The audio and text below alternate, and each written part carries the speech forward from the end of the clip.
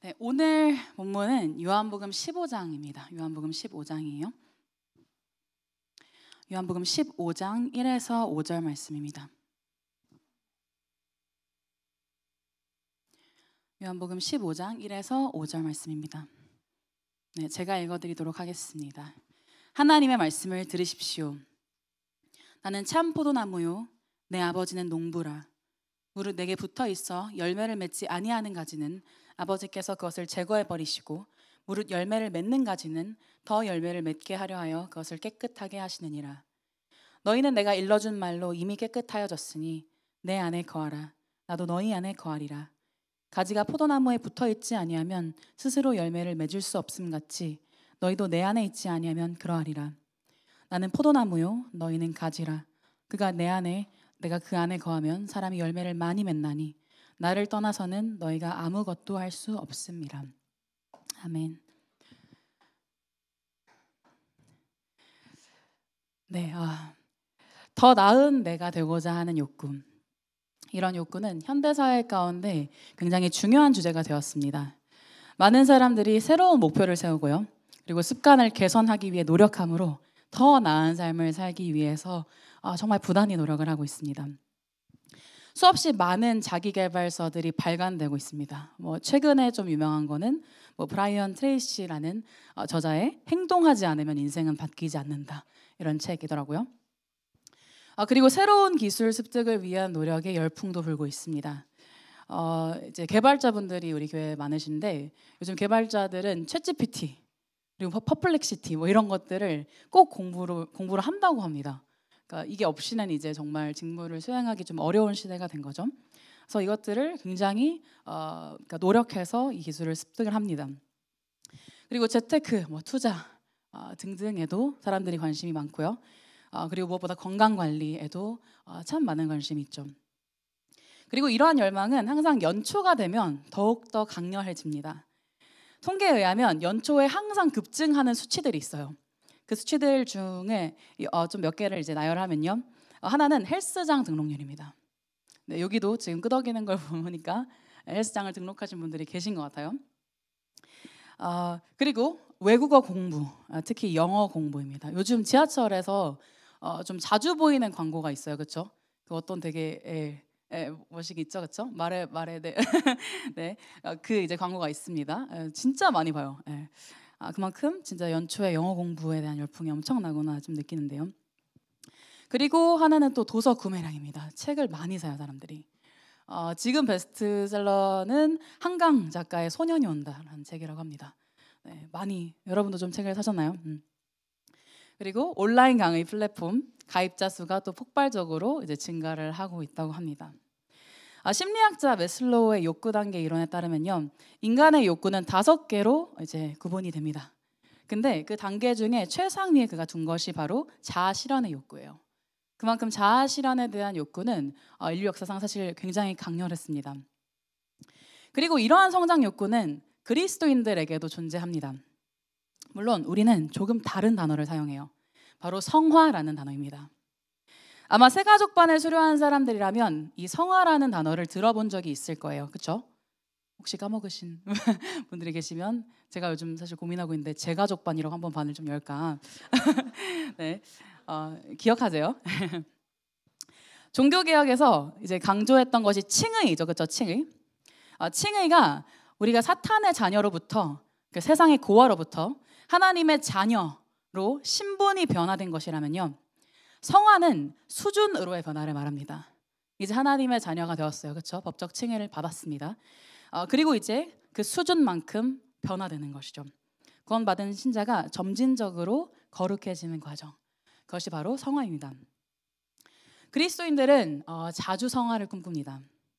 한번 우리가 말실수를 했던 순간들을 좀 생각을 해볼까요? 이번 주에도 분명히 있었을 거예요. 말실수를 했던 순간들. 그 순간에 여러분은 무슨 생각을 하나요? 저는 그런 생각을 많이 합니다. 이 말을 안 했더라면. 그냥 좀 참을 걸. 조금 더 돌려서 말할 걸. 이런 생각을 하게 되는 거죠. 그리고 계속해서 똑같은 죄에 넘어질 때는 어떠한가요? 정말 답답합니다. 그렇죠? 속이 타요. 어떻게 매번 똑같은 죄에 계속해서 넘어질까? 내 수준이 너무 형편없어 보입니다. 그리고 예상치 못한 상황에 맞닥뜨려서 미친 듯이 불안하고 흔들릴 때를 생각해 봅시다.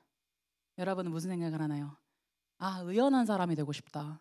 평안할 수 있는 사람이 되고 싶다. 이런 생각을 할 겁니다. 이처럼 우리는 부족함을 마주하는 자리에서 성화를 꿈꿉니다. 우리는 정말로 더 나은 사람이 되고 싶어요. 그런데 여러분, 혹시 이러한 성장 욕구가요, 우리의 삶을 생각 이상으로 초조하고 또 불안하게 만들고 있지는 않나요? 자책의 수렁에 여러분을 빠지게 하고 있지는 않나요? 여러분을 지나치게 괴롭게 하고 있지는 않나요? 이번 한 주 저의 삶을 한번 돌아보면요, 행복한 순간들도 많이 있었습니다. 이제 풀타임이잖아요, 그렇죠? 그래서 이제 신방도 하고 또 이제 책도 좀 읽고 이러면서 행복했던 순간들, 또 이제 남편이 있잖아요, 제가. 그래서 남편과 또 이제 재밌는 시간을 보내고 네, 좀 그만했나요? 네, 죄송합니다, 여러분. 네, 사죄. 네, 남편이 이제 있으니까 또 행복한 시간들을 보내고요. 이처럼 이렇게 행복했던 순간들이 이번 주에 제 삶에 많이 있었습니다. 그런데 반대로 굉장히 버겁고 불안하고 힘들었던 순간들도 많이 있어요. 한번 이유를 생각을 해봤습니다. 이유를 생각을 해봤어요. 나의 불안의 좀 큰 원인이 어디에 있을까? 그리고 오래 생각하지 않아도 그 이유 중 대부분이 뭔지 쉽게 생각해낼 수 있었습니다. 뭐냐면요, 더 나은 제 자신이 되고 싶은 거예요. 더 나은 제가 되고 싶습니다. 하나님이 주신 시간을요, 정말 효율적으로 잘 사용하고 싶어요. 요즘 제 고민이 내가 요즘 현상 유지를 하는 데에만 에너지를 쓰고 있는 건 아닐까? 이런 고민을 하거든요. 그래서 사역자로 정말 성장하고 싶습니다.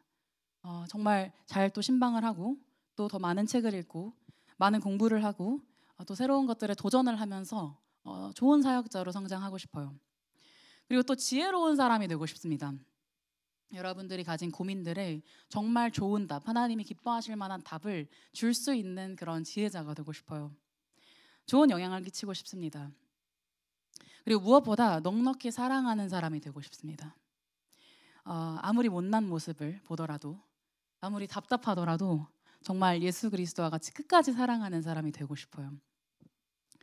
그런데 문제는 이 기대에 한참 못 미치는 현실이 제게 있다는 것입니다.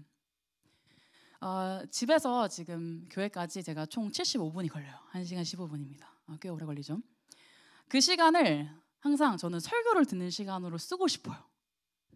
그러나 이번 주도 그 시간을 무의미한 쇼츠를 보거나 쓸데없는 것들, 쓸데없는 쇼핑을 하느라 시간을 보낸 적이 많습니다.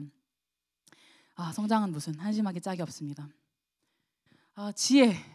지혜자가 되고 싶다고 했죠. 근데 제 말과 행동은 정말 어리석을 때가 많습니다. 수치스러워요. 그리고 사랑하기는커녕 흉내내기도 싫을 때가 많습니다. 이런 저를 볼 때 뭐 하나 제대로 하는 것이 없어 보여요. 한번 사진을 하나 보여주실 수 있나요? 제가 하나 사진을 가져왔는데, 제가 그 이제 장다혜 우리 다혜 푸사를 보다가 설교에 써먹을 만한 걸 발견해서 이제 가져왔어요. 여기 이제 보이시죠? 그렇죠? 우리 쿵양가요? 그 양파. 퇴근하면 진짜 운동도 하고 자기 개발도 한다. 이래놓고 드르렁 드르렁 이렇게 자고 있는 모습. 그리고 이제 깨알로 저 액자 보면 삼류 요리사 증서 이렇게 돼 있죠. 네, 약간 비꼰 게 있는데 이 사진을 보면서 정말 너무 뼛속 깊이 공감을 했습니다. 와, 진짜 나구나. 정말 좋은 사람이 되고 싶고 더 나은 사람이 되고 싶은데 아무것도 제대로 하는 게 없어 보이는 그런 제 자신을 마주하는 겁니다. 이것이 저만의 이야기일까요, 여러분? 우리 모두의 현실은 아닌가요? 이번 한 주 더 나은 내 자신이 되고 싶은데 그렇지 못해서 괴로웠던 적은 없나요? 불안해하고 자책을 하는 시간들을 많이 보내진 않았습니까? 이대로 우리는 괜찮은 걸까요? 그냥 잘 견디면 될까요? 성장의 일부니까 그냥 시간이 지나가면 되는 걸까요? 오늘은 이 문제를 요한복음 15장을 통해서 다뤄보려고 합니다. 성경은 우리의 성장, 성화에 대해서 무엇이라고 말하고 있는 걸까요? 요한복음 15장 말씀은 예수님이 제자들과 함께한 마지막 만찬의 자리에서 주신 가르침 중 하나입니다. 여기서 예수님은 자기 자신을 참 포도나무라고 비유를 하고 계십니다. 그렇죠? 이제 자기 자신을 소개하시는 맥락이 성경 가운데 있는데 예수님은 총 7번 나는 이다라는 표현을 사용하심으로 자기 자신을 드러내십니다. 생각나시는 게 있죠, 그렇죠? 생명의 떡, 세상의 빛, 그리고 양의 문, 선한 목자, 부활이요 생명, 길과 진리, 생명 이렇게 이제 자기를 설명하시죠. 이걸 에고에미 본문이라고도 얘기를 해요. 그리고 이 참 포도나무로 자신을 비유하신 것은 7번 중에서 마지막 비유에 속합니다. 그리고 이 모든 선언 있잖아요. 예수님이 나는 뭐뭐다라고 하신 이 선언은요, 다 우리와 관련된 것들입니다. 우리를 구원하시는 그분의 역할을 표현하는 그런 단어죠. 그리고 오늘 본문을 보면요, 예수님은 자기 자신을 참 포도나무로 비유하시고 그리고 신자들을 가지로 표현하고 계신다라는 것을 우리가 발견할 수 있습니다. 15장 2절을 한번 제가 읽어보도록 하겠습니다. 무릇 내게 붙어 있어 열매를 맺지 아니하는 가지는 아버지께서 그것을 제거해 버리시고 무릇 열매를 맺는 가지는 더 열매를 맺게 하려 하여 그것을 깨끗하게 하시느니라. 네, 이것은 당시 팔레스타인에서 매년 행해졌던 포도나무 가지치기 문화를 염두에 둔 본문입니다. 그러니까 팔레스타인에 있는 정원사들은요, 매년 수확량을 늘리기 위해서 이 일을 했다고 해요. 사실 지금의 우리랑도 다름이 없죠, 그렇죠? 생명이 없는 죽은 가지는 잘라내고요, 그렇죠? 그쪽으로 양분이 흘러가면 안 되니까요. 잘라내고 그리고 살아있는 가지를 더 다듬어서 가지치기를 하는 겁니다. 그러면 더 잘 자란 나무가 되겠죠. 그리고 이것은 예수님을 믿는 자들, 이 본문을 볼 때요, 우리는 이것을 알 수 있습니다. 예수님을 믿는 자들에게 열매가 맺힌다라는 사실을요. 이 열매란 뭘까요, 여러분? 열매. 성령의 9가지 열매로도 우리가 설명할 수 있을 겁니다. 사랑, 희락, 화평, 오래 참음, 자비, 양선, 충성, 온유, 절제, 이런 것들이 있겠죠. 그러나 이것은 한편으로 합당한 열매를 맺지 않는 자들을 향한 단호한 선포이기도 합니다. 마치 마태복음에서 예수님이 주여 주여 하는 자들마다 다 천국에 들어오는 것이 아니라는, 그렇죠? 예수님이 나는 너희를 도무지 알지 못한다라고 했던 그들에 대한 경고로 볼 수도 있는 본문이죠. 여러분이 이 본문을 볼 때 가지시는 첫인상은 어떤가요, 여러분? 혹시 약간의 불편함과 두려움을 가지면서 이 본문을 마주하고 계시지는 않나요? 열매를 맺지 않으면 나 큰일 나는구나. 나 열매 맺고 있나? 진짜 열매 맺는 사람을 다시 살아야겠어. 그렇죠? 착한 사람들이 이렇게 생각하겠죠. 그리고 그렇지 않은 사람들은 이따위 열매 안 맺어 이렇게 생각할지도 모르겠습니다. 그것도 교훈의 일부이긴 합니다. 우리는 우리 자신을 돌아볼 필요가 있어요. 그렇죠? 우리의 구원을 의심해 보는 것은 우리의 구원을 위해서 굉장히 유익하기도 합니다. 그러나 본문을 자세히 보면 이것은 핵심을 좀 비껴나가고 있는 생각이라는 걸 우리가 확인할 수 있습니다. 핵심은 이것이에요. 5절입니다. 나는 포도나무요 너희는 가지라. 그가 내 안에 내가 그 안에 거하면 사람이 열매를 많이 맺나니 나를 떠나서는 너희가 아무것도 할 수 없음이라 라는 말씀이죠. 여기서 우리는 성경이 말하는 성화의 원리를 좀 발견할 수 있습니다. 여러분, 보통 나무에 있는 가지가 열매를 맺을 수 있는 이유가 뭔가요? 뭐죠?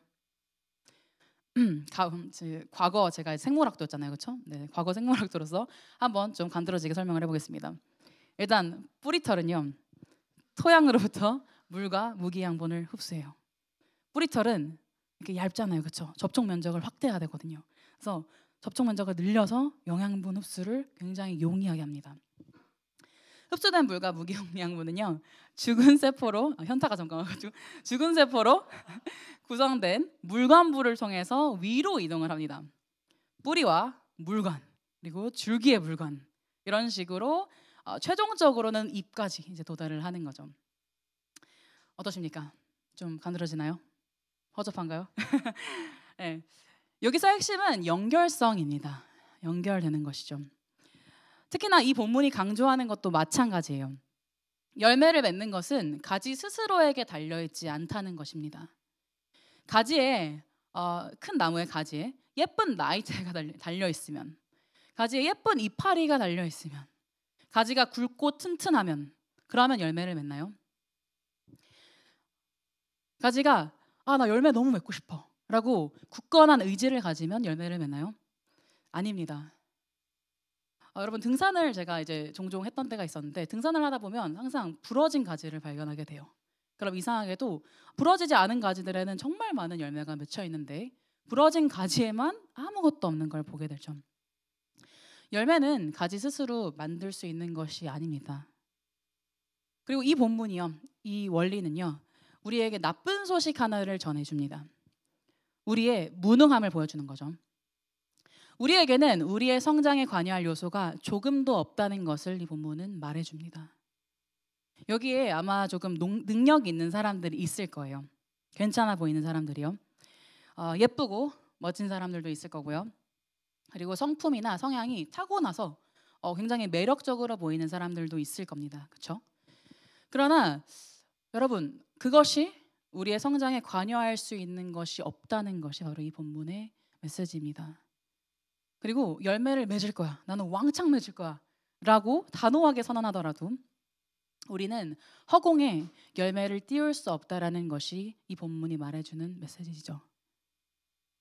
그러나 그렇기 때문에 한편으로는 굉장히 기쁜 소식을 우리에게 가져다 줍니다.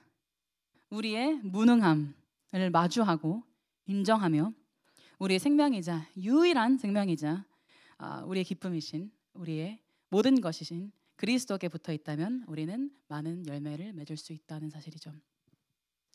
그러면 한번 돌아가서 이제 한번 우리가 성화를 꿈꾸는 그 자리, 그렇죠? 아까 얘기를 했죠. 우리는 우리의 부족함을 마주하는 자리에서 우리 성화를 계속해서 꿈꾼다라고 얘기를 했습니다. 우리가 성화를 꿈꾸는 자리에서 실족하게 되는 이유를 한번 생각을 해봅시다. 여러분은 주어진 시간을 잘 쓰고 싶은 욕망을 가지고 있을 겁니다. 더 많은 것을 배우고 싶어요. 더 단기간에요, 그렇죠? 습득하고 더 다양한 나의 인생의 유익한 스킬들을 계속해서 장착하고 싶습니다. 여러분은 더 매력적인 성품을 가지고 싶을 겁니다. 왜 정말 주변이 사람들로 붐비는 그런 사람 있잖아요. 주변이 환해지는 그런 사람 있잖아요, 그렇죠? 사랑하는 사람, 마음이 넉넉한 사람, 그런 사람이 되고 싶은 마음을 가져본 적이 있을 겁니다. 그리고 그 마음은요 정말 귀해요. 하나님께서 그 마음을 여러분 안에 주신 것일 수도 있을 겁니다. 그런데 만일 여러분의 조급함이 자책이요 정도를 넘어서고 있다면 그것은 우리가 스스로 열매를 맺을 수 있는 뛰어난 가지가 되기를 희망해서는 아닐지 생각해 볼 필요가 있습니다. 물론 우리 중에 하나님의 은혜를 부인하는 사람은 없을 겁니다. 다 하나님의 은혜로 우리는 성장하고 하나님의 은혜로 살아가지라고 고백을 하니까요. 그러나 마음 깊이요, 뼛속 깊이는요, 우리가 기대하는 것이 하나님의 도우심이 아니라 우리가 바라는 것이 하나님의 도우심이 아니라 하나님의 도우심이 없이도 꽤나 괜찮은 나일지도 모릅니다. 사람들에게 실수하지 않아서 수치를 당하지 않는 나, 사람들에게 사랑하고 정말 예쁜 섬김들을 해서 인정받는 나, 예쁘고 멋진 가지가 되고 싶은 겁니다. 이것은 여러분을 정죄하기 위해서 제가 이 얘기를 하는 것이 아니라요, 제가 제 안에서 직시하게 된 부분이어서 그렇습니다. 제가 스스로를 주체할 수 없을 정도로 저의 실패와 민낯에 불안해하고 자책하는 이유는요, 하나님이 주신 열매를 사모해서라기보다는 못난 제 자신을 도무지 견딜 수 없어서이기 때문이라는 것을 발견했기 때문이죠. 다시 말해서 저는 성장을 갈망하는, 굉장히 좋아 보이잖아요, 그렇죠? 성장을 갈망하는 것. 근데 성장을 갈망하는 이 거룩해 보이고 선해 보이는 자리에서도 저는 저의 먼 조상인 아담과 하와를 단 1도 벗어나지 못하고 있다는 사실입니다. 여러분, 아담과 하와가 무엇을 했죠? 하나님이 아담과 하와를 에덴 동산에 두시고요, 정말 모든 것들을 다 베푸셨습니다. 그들을 만드신 이도 하나님이셨어요, 그렇죠? 우리는 엄마 뱃속에서 태어나잖아요, 그렇죠? 근데 그들은 진짜 그냥 하나님이 만드셨어요. 아담의 입장을 생각해 보세요. 갑자기 드르렁하고 잠을 잤는데, 마취가 됐는데 일어나니까 굉장히 예쁜, 굉장히 아름다운 여자가 딱 있는 거죠. 그럼 정말 하나님을 찬양하게 되지 않겠습니까? 근데 하나님께서 그들에게 그토록 모든 것을 주셨어요. 창조의 모든 순서에 따라서 먹을 것들을 다 베푸시고 나서 인간을 만드셨죠. 마치 아기방을 준비하듯이요, 그렇죠? 아기가 이제 태어나기 전에 아기방을 준비해서 아기가 딱 들어올 수 있도록 준비하는 것처럼 하나님은 정말 모든 것을 다 베푸셨습니다. 그런데 그들이 했던 것은 하나님으로부터의 독립이었죠. 그들이 바랐던 것은 하나님으로부터의 독립입니다. 그들 스스로가 하나님이 되어서 하나님이 필요 없는 존재가 되는 것, 그들 스스로가 아름다운 가지가 되는 것, 그것이 바로 그들이 바랬던 것이죠. 그리고 그것이 제가 바라고 있는 것이라는 것을 깨달았습니다. 여러분, 이것이 바로 우리가 빠지는 성화의 함정입니다. 우리는 입술로는 전적 타락을 고백해요. 난 죄인이죠. 우리는 자주 고백을 합니다. 그런데 우리의 삶을 보면요, 치밀하게 살펴보면요, 우리는 그것을 전면으로 부인하고 있는 것을 발견하게 됩니다. 우리의 자아는 여전히 펄떡펄떡 살아있어서 선한 것이 조금이라도 우리 안에 있는 것처럼 우리 자신에 대해서 소망을 품습니다. 그리고 나에 대한 기대가 있기 때문에 계속해서 실망하고 낙심하고 자책에 시달리는 것이죠.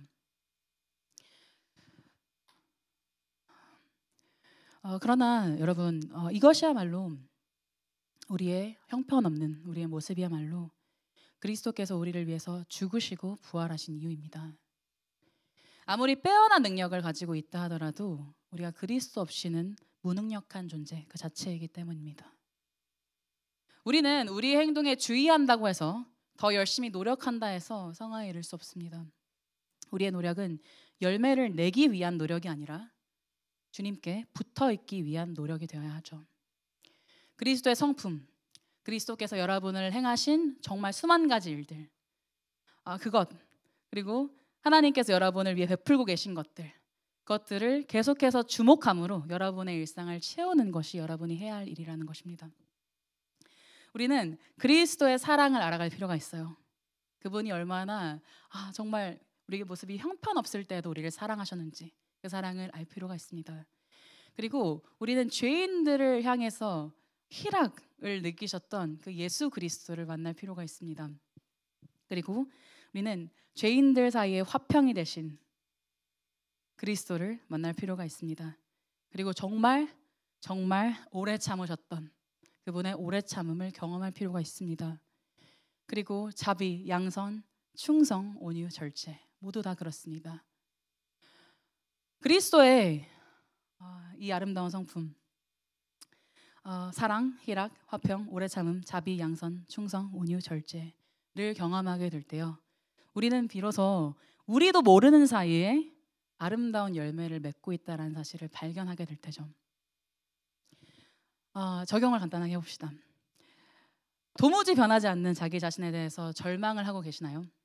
절망을 하고 계신 분들 한번 발가락을 들어보십시오.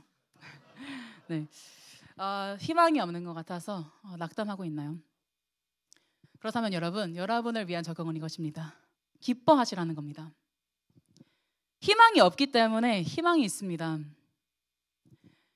여러분, 우리가 우리 자신에 대한 좌절을 경험하기가 얼마나 어려운 일인지를 한번 생각을 해볼까요? 한번 이 부분을 생각을 해볼게요. 우리가 우리 자신을 얼마나 속이는 데 능통한지를 생각해 봅시다. 예를 들어볼게요.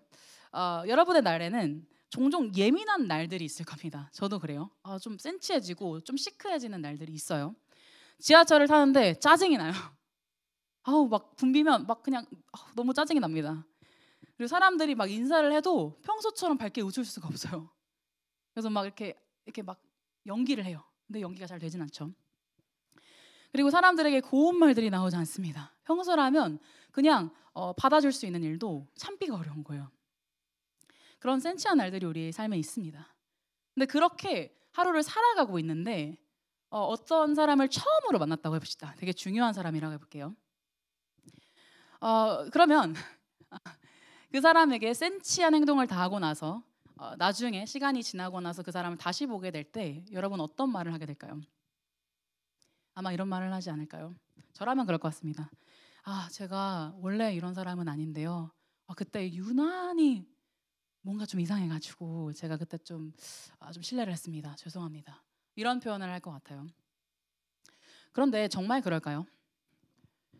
우리는 원래 이렇지 않아라는 표현을 달고 살아갑니다. 그런데 정말 그럴까요? 우리의 본래 모습이 드러난 것은 아닐까요? 사실 그것이 맞습니다. 너희가 본래 죄의 종이더니, 우리가 뭘 해도 죄뿐이라는 사실을 그 자리에서 우리는 깨달은 것뿐이죠. 다만 사실 우리는 평소에 은혜로 살아갔던 것뿐입니다. 우리는 얼마든지 넘어질 수 있는 사람이고요. 그 날의 센치함이 평생을 갈 수도 있는 사람인데, 사실 평소에 하나님께서 우리를 붙드셔서 우리가 은혜로 좋은 삶을 살아갔던 것이죠.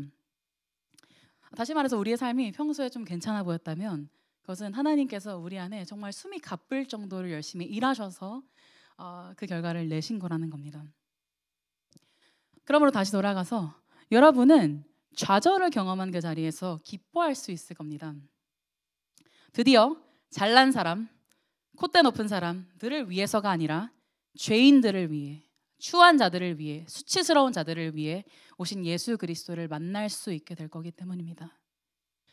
예수님이 십자가에서 죽지 않으셨어도 괜찮은 마냥 떵떵거리고 있던 여러분은요, 이제야 비로소 예수님이 왜 여러분을 위해 십자가에 달리실 수밖에 없는 선택을 하셨어야 하는지를 이해하게 되었습니다. 그럼에도 염려가 되시는 분들이 있나요? 그래도 저는 불안합니다. 저도 마찬가지인데, 마태복음에 이런 말씀이 있어요. 너희 중에 누가 염려함으로 그 키를 한 자라도 더할 수 있겠느냐. 예수님의 말씀이죠. 유명한 말씀입니다. 이 말씀을 들으면 우리는 염려하지 말아야겠다 이런 생각을 해요. 염려 안 해야겠다. 이번 주는 좀 더 긍정적인 사고를 돌려보자 이런 생각을 하셨을 겁니다.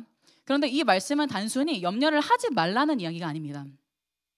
이 말씀은 염려가 우리의 소관이 아니라는 것입니다. 우리가 염려하는 이유를 한번 생각해 봅시다. 우리가 염려하는 이유는요, 우리가 염려를 하면 그 상황을 바꿀 수 있을 것이라고 착각하기 때문에 그렇습니다. 이번 한 주도 저 진짜 많이 염려했어요. 너무 바꾸고 싶은 상황들이 너무 많았거든요. 그런데 염려는 우리의 소관이 아닙니다. 여러분, 어떤 큰 회사가요, 무너져가면, 망해가면요, 누가 가장 염려할까요? 누가 가장 염려해야 할까요? 사장입니다. 말단 직원이 아니에요. 만약에 말단 직원이 그렇게 막 염려하고 있으면 네가 사장이냐라고 하겠죠. 자, 이제 우리가 할 일이 명확해졌습니다. 우리가 자라날 수 있는 유일한 이유 되시는 그리스도 안에 머무는 것입니다.